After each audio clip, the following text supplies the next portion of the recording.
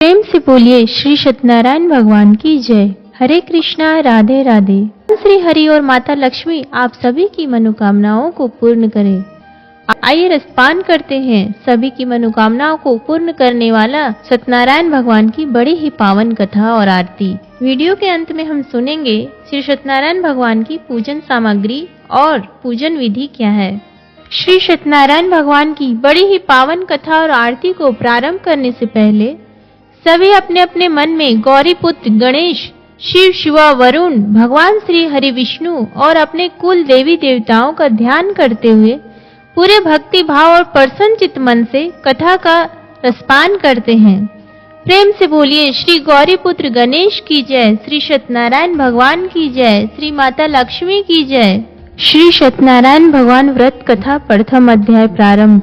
महामुनि ऋषि व्यास जी ने कहा, बहुत समय पहले नैमिषारण्य तीर्थ में शौनकादिक 88,000 ऋषियों ने पुराण वेत्ता श्री सूत जी से पूछा, हे सूत जी, इस कलयुग में वेद विद्या रहित मानवों को ईश्वर भक्ति किस प्रकार मिलेगी तथा उनका उद्धार कैसे होगा। हे मुनिश्रेष्ठ, ऐसा कोई व्रत अथवा तप बताइए जिसके करने से थोड़े ही समय में पुण्य प्राप्त हो तथा मनोवांछित फल भी मिले। ऐसी कथा सुनने की हमारी बहुत ही इच्छा है। इस प्रश्न पर शास्त्रों के ज्ञाता श्री सूत जी ने कहा, हे वैष्णवों में पूज्य, आप सभी ने प्राणियों के हित एवं कल्याण की बात पूछी है। अब मैं उस श्रेष्ठ व्रत को आप लोगों से कहूँगा जिसे श्रेष्ठ मुनि नारद जी ने श्री लक्ष्मी नारायण भगवान से पूछा था और श्री लक्ष्मी नारायण भगवान ने मुनि श्रेष्ठ नारद जी को बताया था। आप सभी श्रेष्ठगण यह कथा ध्यान से सुने।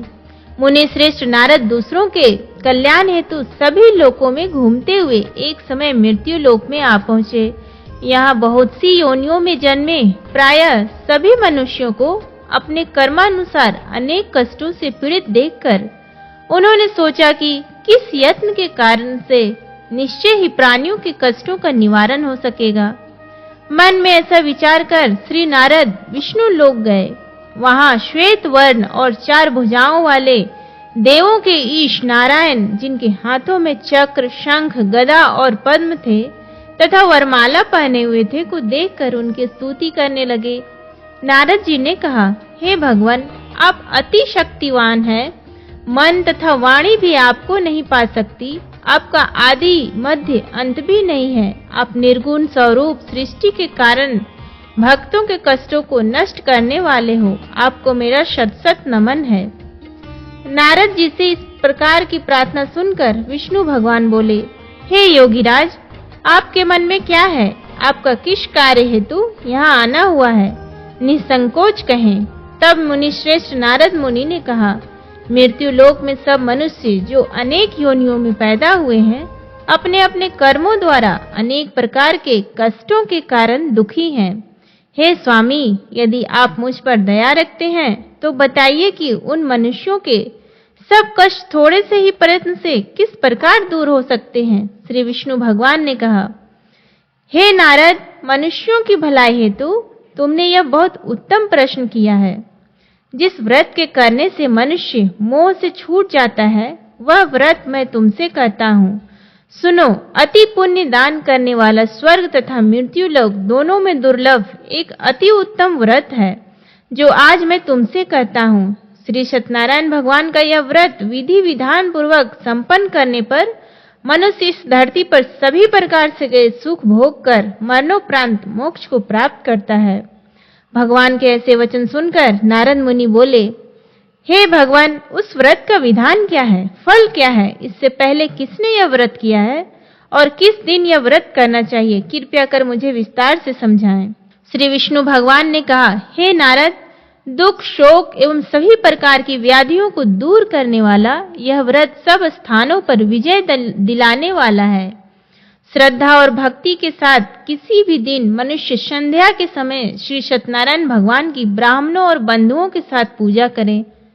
भक्ति भाव से केले का फल, नैवेद्य, घी, शहद, शक्कर अथवा गुड़, दूध और गेहूं का आटा सवाया लेवे। गेहूं के अभाव में साठे का चूर्ण भी ले सकते हैं। इन सभी को भक्ति भाव से भगवान श्री सत्यनारायण को अर्पण करें। बंधु बांधवों सहित ब्राह्मणों को भोजन कराएं, इसके पश्चात ही स्वयं भोजन करें। रात्रि में श्री सत्यनारायण भगवान के गीत आदि का आयोजन कर श्री सत्यनारायण भगवान का स्मरण करता हुआ समय व्यतीत करें। इस तरह जो मनुष्य व्रत करेंगे उनकी सभी मनोकामनाएं अवश्य ही पूर्ण होंगी। विशेष रूप से कलयुग में मृत्यु लोक में यही एक ऐसा उपाय है जिससे अल्प समय और कम धन में महान पुण्य की प्राप्ति हो सकती है। इति श्री सत्यनारायण व्रत कथा प्रथम अध्याय संपूर्ण। बोलो सत्यनारायण भगवान की जय। श्री सत्यनारायण भगवान द्वितीय अध्याय प्रारंभ। महान संत सूत जी ने कहा, हे ऋषियों, जिन्होंने प्राचीन काल में इस व्रत को किया है उनका इतिहास मैं आप सबसे कहता हूँ, आप सब ध्यान से सुने। अति सुंदर काशीपुरी नगरी में एक अति निर्धन ब्राह्मण वास करता था। वह भूख और प्यास से बेचैन होकर हर समय दुखी रहता था। ब्राह्मणों से प्रेम करने वाले श्री विष्णु भगवान ने उसको दुखी देखकर एक दिन बूढ़े ब्राह्मण का वेश धारण कर निर्धन ब्राह्मण के पास जाकर बड़े आदर से पूछा, हे ब्राह्मण, तुम हर समय ही दुखी होकर पृथ्वी पर क्यों घूमते हो? हे श्रेष्ठ ब्राह्मण, अपनी व्यथा मुझसे कहो, मैं सुनना चाहता हूँ। कष्टों से घिरे उस ब्राह्मण ने कहा, मैं निर्धन ब्राह्मण हूँ, भिक्षा के लिए पृथ्वी पर मारा मारा फिरता हूँ। हे भगवान, यदि आप इससे मुक्ति पाने का कोई उपाय जानते तो कृपा कर मुझे बताएं। वृद्ध ब्राह्मण का रूप धारण किए हुए श्री विष्णु भगवान तब बोले, हे ब्राह्मण, श्री सत्यनारायण भगवान मनोवांछित फल देने वाले हैं, इसलिए तुम उनका विधि पूर्वक पूजन करो, जिसके करने से मनुष्य सभी दुखों से मुक्त हो जाता है। दरिद्र ब्राह्मण को व्रत का संपूर्ण विधान बतलाकर बूढ़े ब्राह्मण का रूप धरे श्री सत्यनारायण भगवान अंतर ध्यान हो गए। वृद्ध ब्राह्मण ने जिस व्रत को बतलाया है मैं उसको विधि विधान से करूंगा, ऐसा सुनिश्चय कर वह दरिद्र ब्राह्मण घर चला गया। परंतु उस रात उस ब्राह्मण को नींद नहीं आई। अगले दिन वह जल्दी उठा और श्री सत्यनारायण भगवान का व्रत करने का निश्चय कर भिक्षा मांगने के लिए चल दिया।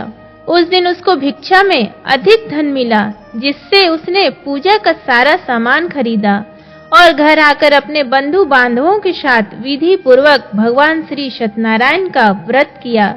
इसके करने से वह गरीब ब्राह्मण सब कष्टों से छूटकर अति धनवान हो गया। उस समय से वह ब्राह्मण हर मास व्रत करने लगा।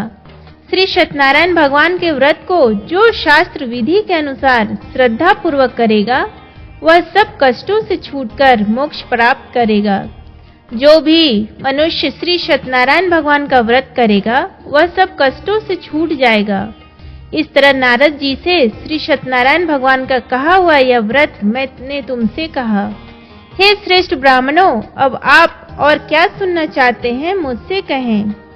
तब ऋषियों ने कहा, हे मुनीश्वर, संसार में इस विप्र से सुनकर किस किस ने इस व्रत को किया, हम सब सुनना चाहते हैं। मुनियों से ऐसा सुनकर श्री सूत जी ने कहा, हे मुनिगण, जिस जिस प्राणी ने इस व्रत को किया है उन सब की कथा सुनो। एक समय वह धनी ब्राह्मण बंधु बांधवों के साथ शास्त्र विधि के अनुसार अपने घर पर श्री सत्यनारायण भगवान का व्रत कर रहा था। उसी समय एक लकड़ी बेचने वाला बूढ़ा व्यक्ति वहां आया। उसने सिर पर रखा लकड़ियों का गट्ठर बाहर रख दिया और ब्राह्मण के मकान में पानी पीने चला गया। प्यास से बेचैन लकड़हारे ने विप्र को व्रत करते देखा। वह प्यास को भूल गया। उसने विप्र का अभिनंदन किया और पूछा, हे ब्राह्मण, आप यह किसका पूजन कर रहे हैं? इस व्रत को करने से क्या फल मिलता है? कृपया कर मुझे बताएं। तब उस ब्राह्मण ने कहा, सब इच्छाओं को पूर्ण करने वाला यह श्री सत्यनारायण भगवान का व्रत है। इन्हीं की कृपा से मेरे यहाँ धन एवं ऐश्वर्य का आगमन हुआ है। ब्राह्मण से इस व्रत के बारे में जानकर वह लकड़हारा अत्यंत प्रसन्न हुआ। भगवान का प्रसाद व चरणामृत लेकर और भोजन करने के पश्चात वह अपने घर को चला गया। और फिर अगले दिन लकड़हारे ने अपने मन में संकल्प किया कि आज गांव में लकड़ी बेचने से जो धन मिलेगा उसी से भगवान सत्यनारायण का श्रेष्ठ व्रत करूंगा। मन में ऐसा विचार कर वह लकड़हारा लकड़ियों का गट्ठर अपने सिर पर रखकर जिस नगर में धनवान लोग रहते थे, ऐसे सुंदर में नगर में गया। उन लकड़ियों का दाम पहले दिनों से चौगुना मिला। तब वह बूढ़ा लकड़हारा बहुत प्रसन्न होकर पके केले, शहद, शक्कर, घी, दही, दुग्ध और गेहूं का चूर्ण इत्यादि श्री सत्यनारायण भगवान के व्रत की सभी सामग्री लेकर अपने घर आया। फिर उसने अपने सभी बंधु बांधवों को बुलाकर विधि विधान के अनुसार भगवान का पूजन एवं व्रत किया। उस व्रत के प्रभाव से वह बूढ़ा लकड़हारा धन धान्य से युक्त हुआ और संसार के समस्त सुख भोग कर वैकुंठ को चला गया। इति श्री सत्यनारायण व्रत कथा द्वितीय अध्याय संपूर्ण। बोलो सत्यनारायण भगवान की जय, माता लक्ष्मी की जय, श्री गणेश की जय। श्री सत्यनारायण भगवान तृतीय अध्याय प्रारंभ। श्री सुखदेव जी बोले, हे श्रेष्ठ मुनियों, अब मैं आगे की एक कथा कहता हूँ। प्राचीन काल में उल्कामुख नाम का एक महान ज्ञानी राजा था। वह जितेंद्रिय और सत्य वक्ता था। प्रतिदिन मंदिरों में जाता तथा गरीबों को धन देकर उनके दुखों को दूर करता था। उसकी पत्नी कमल के समान सुंदर मुख वाली और सती साध्वी थी। एक दिन भद्रशिला नदी के तट पर वे दोनों विधि विधान सहित श्री सत्यनारायण भगवान का व्रत कर रहे थे। उस समय वहां साधु नामक एक वैश्य आया। उसके पास व्यापार के लिए बहुत सा धन था। वह वैश्य नाव को नदी किनारे पर ठहराकर राजा के पास आया। राजा को व्रत करते हुए देखकर उसने विनम्रता पूर्वक पूछा, हे राजन, यह आप क्या कर रहे हैं? मेरी सुनने की इच्छा है, कृपया आप यह मुझे भी समझाइए। महाराज उल्कामुख ने कहा, हे वैश्य, मैं अपने बंधु बांधवों के साथ पुत्र की प्राप्ति के लिए श्री सत्यनारायण भगवान का व्रत व पूजन कर रहा हूँ। राजा के वचन सुनकर साधु नामक वैश्य ने आदर से कहा, हे राजन, मुझे भी इसका संपूर्ण विधि विधान बताएं। मैं भी आपके कहे अनुसार इस व्रत को करूँगा। मेरी भी कोई संतान नहीं है। मुझे विश्वास है इस उत्तम व्रत को करने से अवश्य ही मुझे भी संतान की प्राप्ति होगी। राजा से व्रत के सब विधान सुन व्यापार से निवृत्त हो वह वैश्य सुख पूर्वक अपने घर आया। अपने पत्नी को संतान देने वाले उस व्रत के विषय में सुनाया और प्रण किया कि जब मेरी संतान होगी तब मैं इस व्रत को करूंगा। वैश्य ने यह वचन अपनी पत्नी लीलावती से भी कहा। एक दिन उसकी पत्नी लीलावती श्री सत्यनारायण भगवान की कृपा से गर्भवती हो गई। 10वें महीने में उसने एक अति सुंदर कन्या को जन्म दिया। दिनों दिन वह कन्या इस तरह बढ़ने लगी जैसे शुक्ल पक्ष का चंद्रमा बढ़ता है। कन्या का नाम उन्होंने कलावती रखा। एक दिन लीलावती ने मीठे शब्दों में अपने पति को याद दिलाया कि आपने जो भगवान का व्रत करने का संकल्प किया था, अब आप उसे पूरा कीजिए। वैश्य ने कहा, हे प्रिय, मैं कलावती के विवाह पर इस व्रत को करूंगा। इस प्रकार अपनी पत्नी को आश्वासन दे वह व्यापार करने विदेश चला गया। कलावती पितृगृह में वृद्धि को प्राप्त हो गई। लौटने पर साधु ने जब नगर में सखियों के साथ अपनी विवाह योग्य होती पुत्री को खेलते देखा तो उसे उसके विवाह की चिंता हुई। तब उसने एक दूत को बुलाकर कहा कि उसकी पुत्री के लिए कोई सुयोग्य वर देखकर लाए। दूत साधु नामक उस वैश्य की आज्ञा पाकर कंचन नगर पहुंचा और देखभाल कर वैश्य की कन्या के लिए एक सुयोग्य वणिक पुत्र ले आया। उस सुयोग्य लड़के के साथ साधु नामक वैश्य ने अपने बंधु बांधवों सहित प्रसन्नचित होकर अपनी पुत्री का विवाह कर दिया। दुर्भाग्य से वह विवाह के समय श्री सत्यनारायण भगवान का व्रत करना भूल गया। इस पर श्री सत्य भगवान अत्यंत क्रोधित हो गए। उन्होंने वैश्य को श्राप दिया कि तुम्हें दारुण दुख प्राप्त होगा। और फिर अपने कार्य में कुशल वह वैश्य अपने दामाद सहित नावों का बेड़ा लेकर व्यापार करने के लिए सागर के समीप स्थित रत्नसारपुर नगर में गया। रत्नसारपुर पर चंद्रकेतु नामक राजा राज करता था। दोनों ससुर जमाई चंद्रकेतु राजा के उस नगर में व्यापार करने लगे। एक दिन भगवान श्री सत्यनारायण की माया से प्रेरित एक चोर राजा चंद्रकेतु का धन चुराकर भाग रहा था।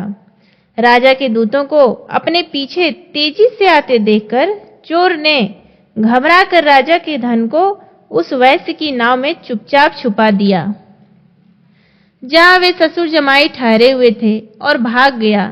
जब राजदूतों ने उस वैश्य के पास राजा के धन को रखा देखा तो उन्होंने उन ससुर दामाद को ही चोर समझा। वे उन ससुर दामाद दोनों को बांधकर ले गए और राजा के समीप जाकर बोले, आपका धन चुराने वाले ये दो चोर हम पकड़ कर लाए हैं, देखकर आज्ञा दें।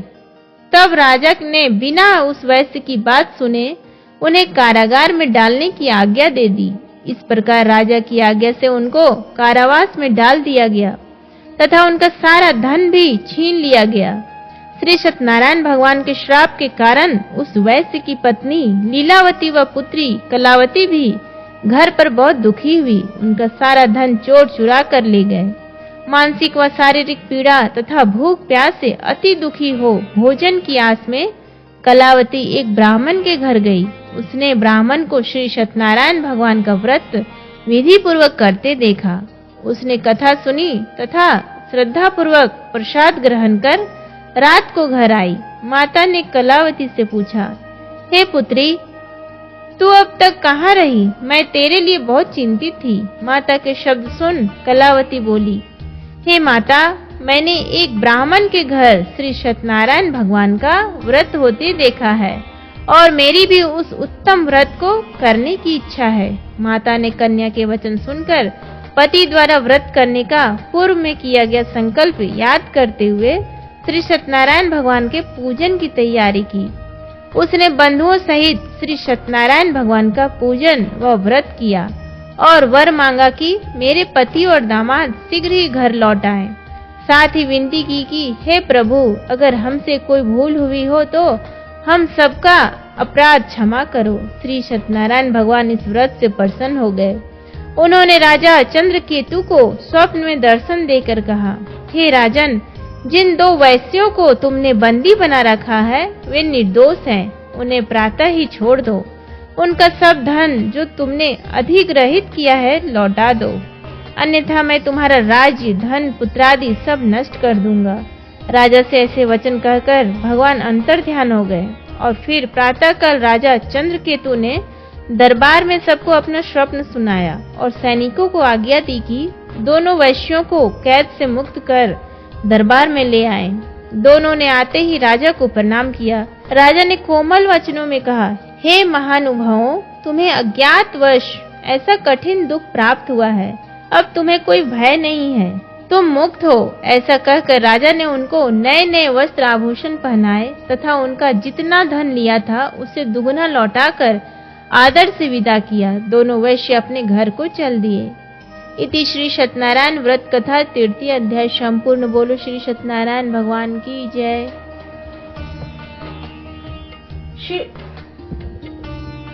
श्री सत्यनारायण भगवान 4th अध्याय।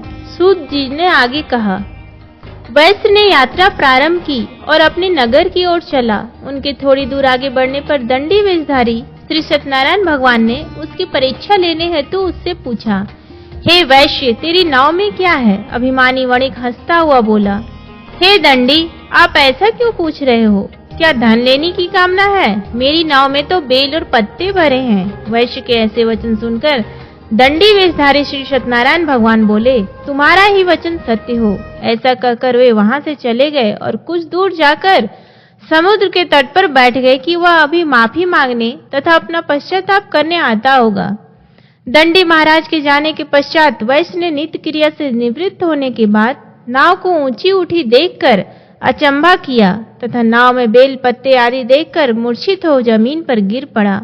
मूर्छा खुलने पर अति शोक करने लगा।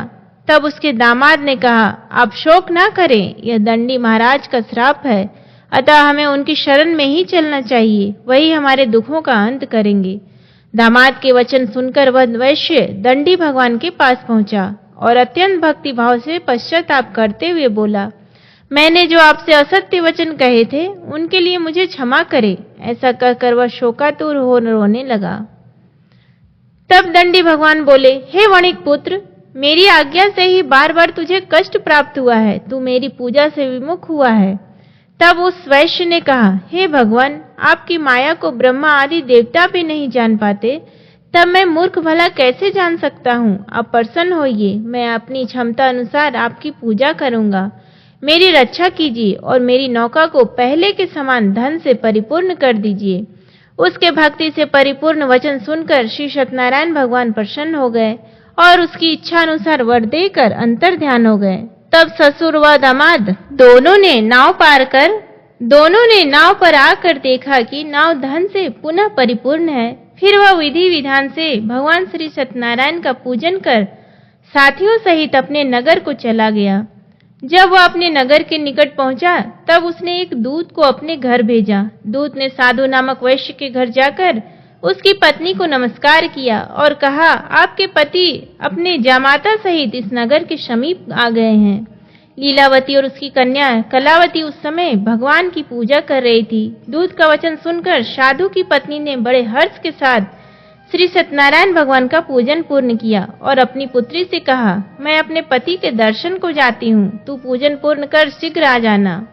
परंतु कलावती पूजन एवं प्रसाद छोड़कर अपने पति के दर्शन के लिए चली गई। पूजन एवं प्रसाद की अवज्ञा के कारण भगवान श्री सत्यनारायण ने रुष्ट हो गए। उसके पति को नाव सहित पानी में अदृश्य कर दिया। कलावती अपने पति को ना पाकर रोती हुई जमीन पर गिर पड़ी।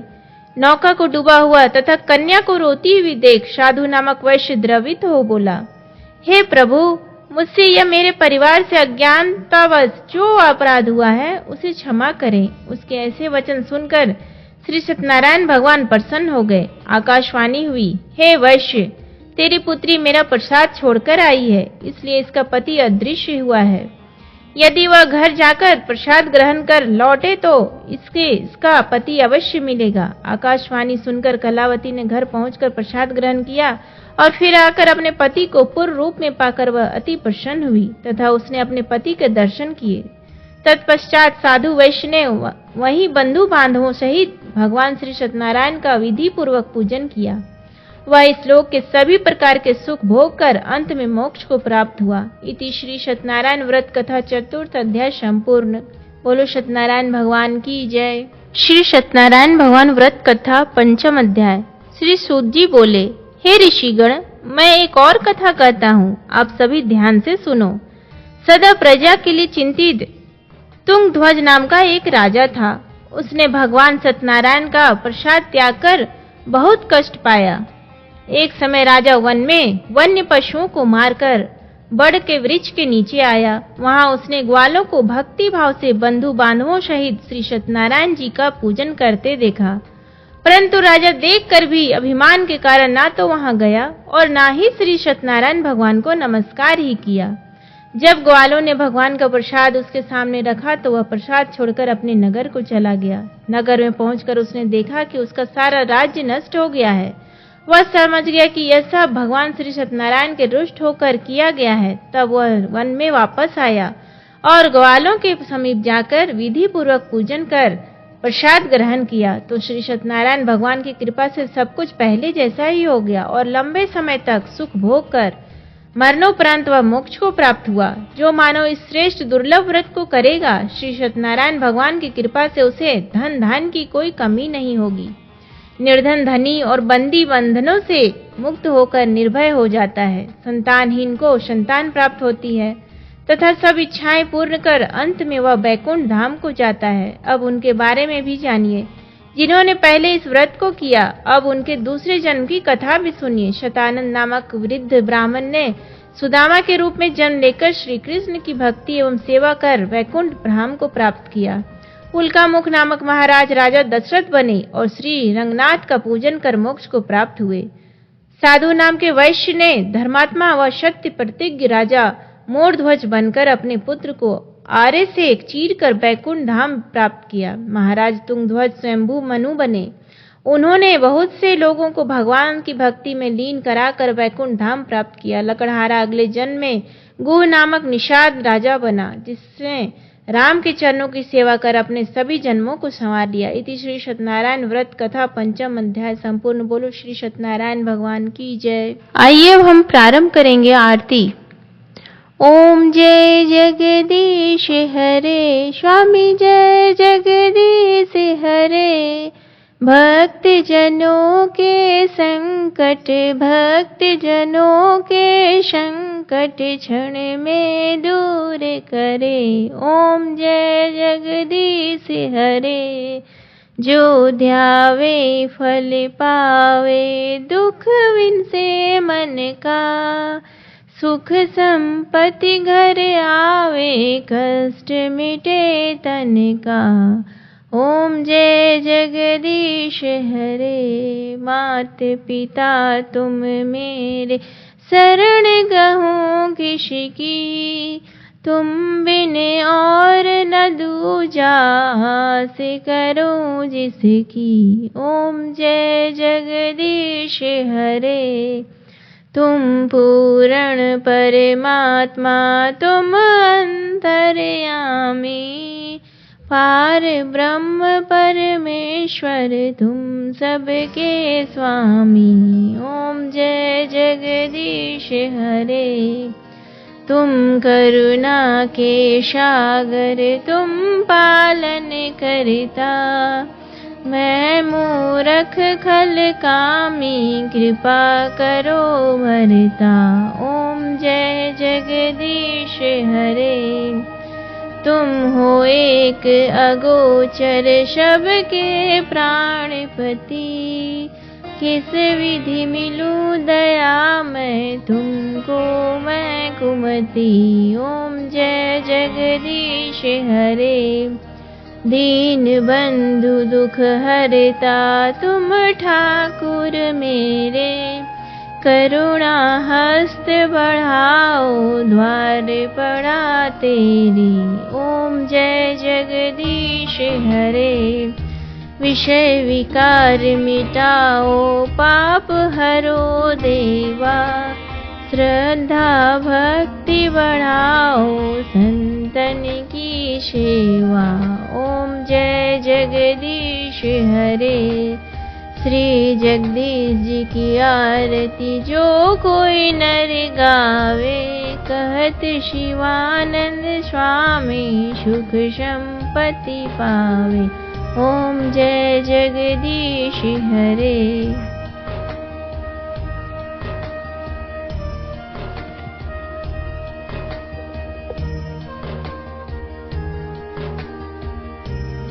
श्री सत्यनारायण भगवान पूजन सामग्री: केले के खम्भे, कलश, पंच पल्लव, चावल, पंचरत्न, कपूर, पुष्पों की माला, धूप, श्रीफल, ऋतुफल, नैवेद्य, अंग वस्त्र, आम के पत्ते, यज्ञोपवीत वस्त्र, गुलाब के फूल, दीप, तुलसी दल, पान, पंचामृत, बंधनवार, चौकी, केसर।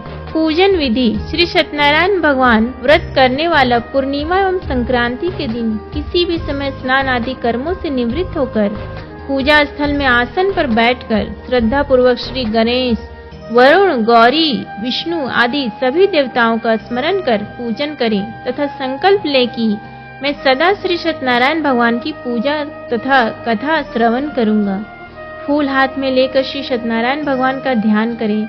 यज्ञोपवीत धूप, पुष्प, नैवेद्य आदि अर्पित कर प्रार्थना करें। हे भगवान, मैंने श्रद्धा पूर्वक फल, जल आदि समस्त सामग्री आपको अर्पण की है, आप इसे स्वीकार कीजिए। मेरा आपको बार बार प्रणाम है। इसके पश्चात श्री सत्यनारायण भगवान जी भगवान की कथा पढ़ें या सुनें। बोलो श्री सत्यनारायण भगवान की जय। उम्मीद करती हूँ आपको ये वीडियो पसंद आया हो तो प्लीज़ वीडियो को लाइक करें, शेयर करें और चैनल को सब्सक्राइब करना ना भूलें। धन्यवाद।